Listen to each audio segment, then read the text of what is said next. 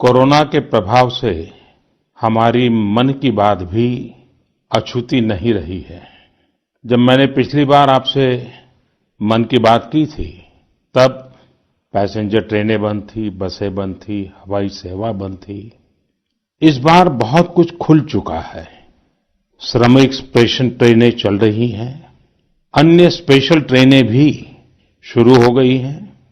तमाम सावधानियों के साथ हवाई जहाज उड़ने लगे हैं।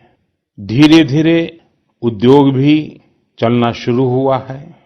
यानी अर्थव्यवस्था का एक बड़ा हिस्सा अब चल पड़ा है, खुल गया है। ऐसे में हमें और ज्यादा सतर्क रहने की आवश्यकता है।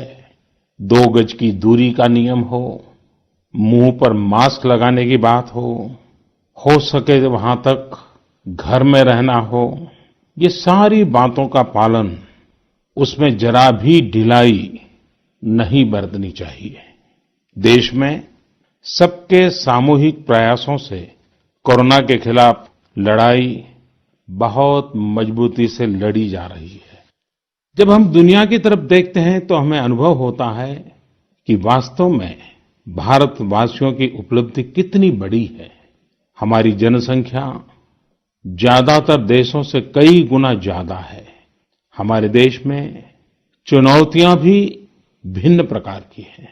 कोरोना की वैक्सीन पर हमारी लैब्स में जो काम हो रहा है, उस पर तो दुनिया भर की नजर है और हम सबकी आशा भी।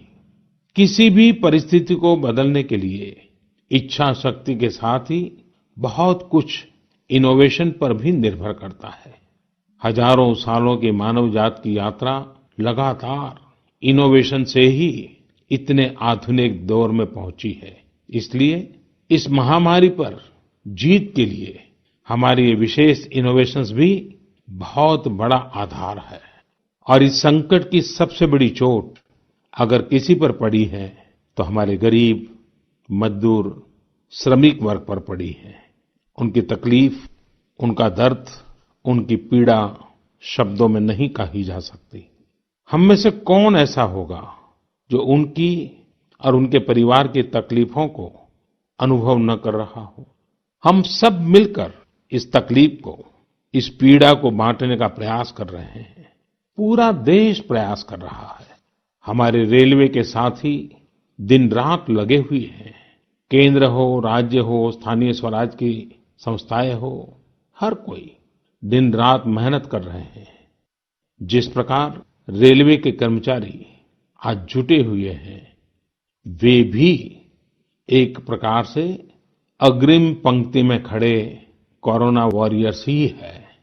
लाखों श्रमिकों को ट्रेनों से और बसों से सुरक्षित ले जाना, उनके खाने पीने की चिंता करना, हर जिले में क्वारंटाइन केंद्रों की व्यवस्था करना, सभी की टेस्टिंग, चेकअप, उपचार की व्यवस्था करना, ये सब काम लगातार चल रहे हैं। कोरोना से अभी भी उतना ही गंभीर खतरा हो सकता है। हमें हर इंसान की जिंदगी को बचाना है। इसलिए 2 गज की दूरी, चेहरे पर मास्क, हाथों को धोना, इन सब सावधानियों का वैसे ही पालन करते रहना है जैसे अभी तक करते आए हैं।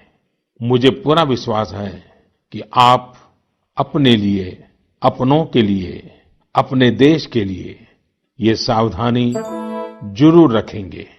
इसी विश्वास के साथ आपके उत्तम स्वास्थ्य के लिए मेरी हार्दिक शुभकामनाएं हैं। अगले महीने फिर एक बार मन की बात अनेक नए विषयों के साथ जरूर करेंगे। धन्यवाद।